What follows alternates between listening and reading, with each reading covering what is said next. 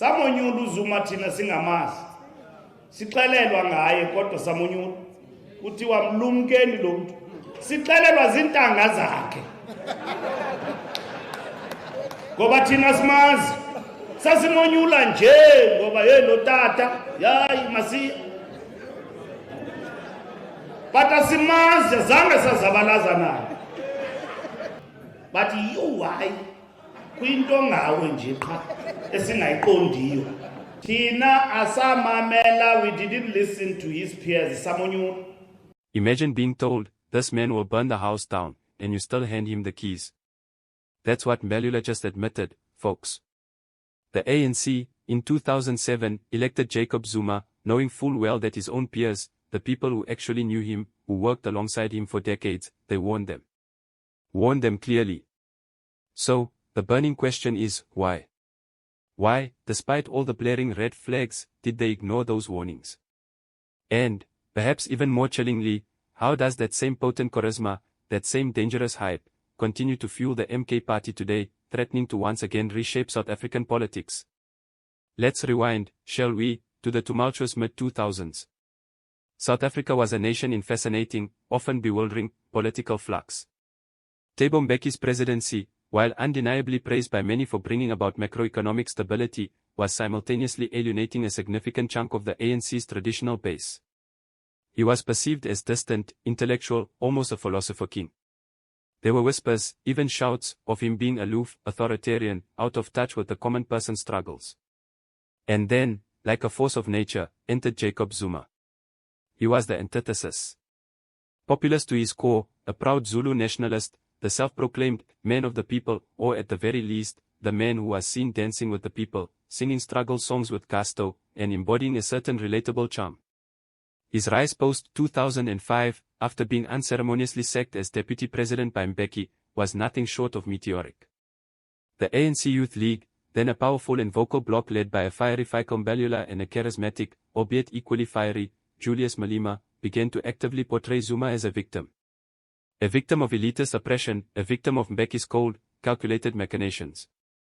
The narrative was powerful. Zuma was the underdog, the wrong comrade, the one who truly understood the struggles of the ordinary South African. And here's the crucial point, this entire movement, this groundswell of support, was less about Jacob Zuma's meticulously crafted policies, because, let's be honest, those were often vague at best, and far more about his vibe.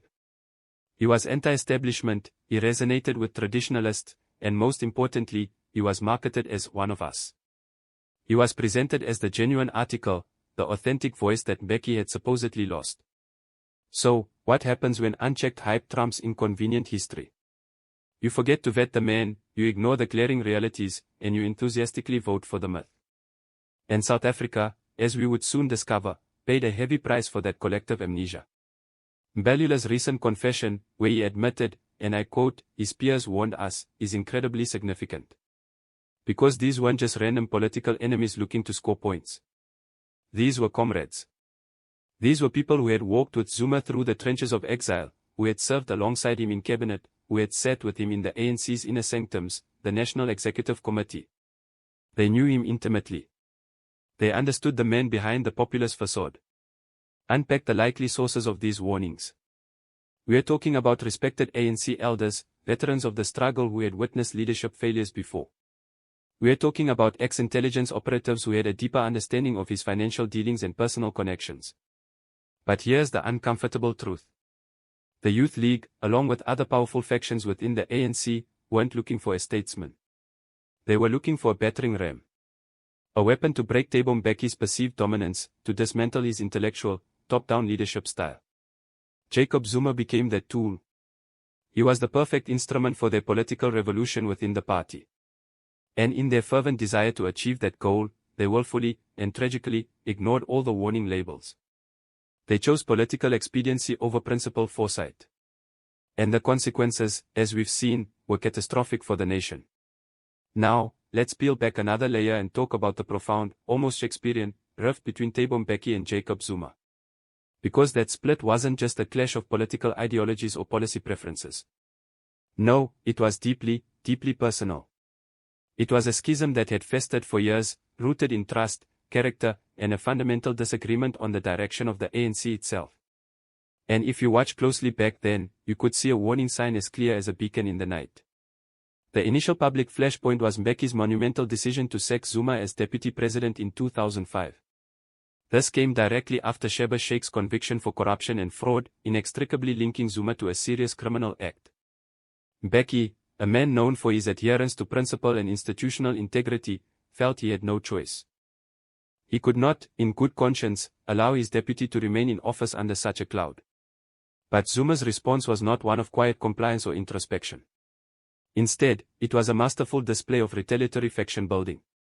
He used his dismissal as a rallying cry, positioning himself as a victim of state power, a martyr to Mbeki's alleged authoritarianism. This was the genesis of the powerful pro-Zuma faction that aggressively campaigned ahead of the pivotal 2007 Polokwane conference. Central to this battle was the two centers of power debate. Zuma's camp vehemently accused Mbeki of undermining democracy within the ANC by consolidating power in the presidency, by centralizing decision-making away from the party structures. They argued that the ANC should be the supreme center of power, not the state. This resonated powerfully with many within the party who felt marginalized by Mbeki's intellectual, top-down approach. But here's the absolute kicker, and it's a point often overlooked: Mbeki knew Zuma. They had worked together for decades, both in exile and in the nascent democratic government. And Mbeki's rejection of Zuma wasn't primarily ideological. It wasn't about economic policy or international relations. It was fundamentally character-based. Mbeki, in his stoic and sometimes aloof way, simply did not trust Zuma to lead the country responsibly, to uphold the integrity of its institutions. He saw what others chose to ignore. His own caution, however, clashed dramatically with Zuma's raw, intoxicating populism. And tragically, for the future of South Africa, the ANC base at Polokwane overwhelmingly chose charisma over caution. They chose the song and the dance over the quiet, if sometimes unpalatable, truth. Jacob Zuma didn't just lead a political campaign, he built a cult. Now, not quite in the traditional robes and incense, isolated compound way, no. But certainly in the personality over principle, loyalty over accountability way. It was a phenomenon built on emotional connection, not rational assessment. His public image was meticulously crafted and flawlessly executed. He was traditional, constantly laughing, singing his signature, Amshini Wami, bring me my machine, with a gleeful defiance. He possessed an uncanny ability to position himself as a perpetual victim of state power, even when he was the one wielding that power. He was the underdog, constantly besieged by enemies, both real and imagined. He strategically leveraged his Zulu identity, appealing to deep-seated cultural allegiances. He masterfully exploited a pervasive anti-intellectual sentiment, painting Mbeki and his allies as disconnected elites.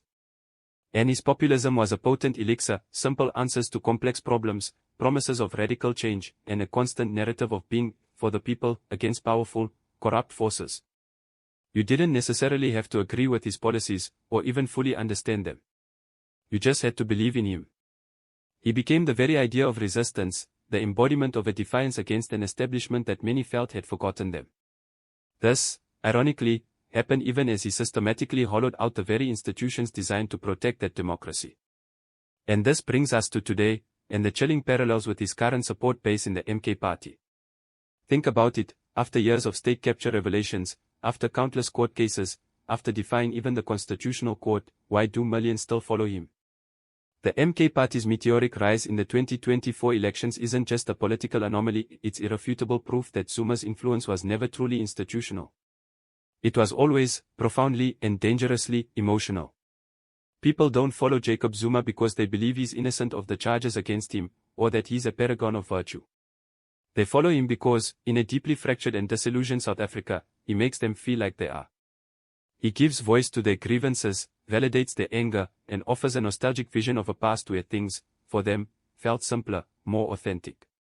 And that, my friends, is the enduring, seductive, and ultimately destructive power of the cult of Zuma. The ANC of today is not just fractured, it's a shadow of its former self. Polokwane 2007 wasn't merely a leadership change. It was, in essence, the trigger for a devastating civil war within the liberation movement. And make no mistake, Jacob Zuma won that battle. But the grim, undeniable truth is, South Africa lost. Under his watch, the cancer of state capture and systemic corruption didn't just emerge, it thrived. It became a sophisticated, pervasive network that systematically siphoned off billions from public coffers. Think about it, the erosion of the National Prosecuting Authority, NPA, deliberately weakened to shield political allies. The systematic hollowing out of SARS, our tax collection agency, turning a once proud institution into a weapon for factional warfare. The catastrophic weakening of state-owned enterprises like Eskom, Transnet, and SAA, turning them into feeding troughs for politically connected individuals, rather than engines of national development. These institutions were not accidentally damaged, they were deliberately weakened, often for the sole purpose of ensuring factional survival and personal enrichment. And the emergence of the MK party today isn't some random, isolated event. It is a direct, undeniable symptom of the deep-seated rot that remained unresolved within the ANC. The very people who chose to ignore the warnings, who championed Zuma, are now witnessing him use the very same tools, the laugh, the song, the myth of the victim, to split the ANC further, to dismantle the party they once sacrificed everything for. The irony is as brutal as it is heartbreaking. He is no longer just a former president, he is the MK Messiah, and his very existence, his enduring popularity, is a stark reminder of the profound cost of ignoring character in favor of charisma. The people who once celebrated his rise are now grappling with the bitter harvest of their past choices. Mbalula's confession, therefore, isn't just a belated apology, or a convenient shifting of blame. It is, perhaps most importantly, a profound and urgent warning. Because what the ANC did with Jacob Zuma, South Africa, as a young and still fragile democracy, runs the very real risk of doing again with another hype candidate, another charismatic figure who promises simple solutions but hides a complex, potentially destructive, character.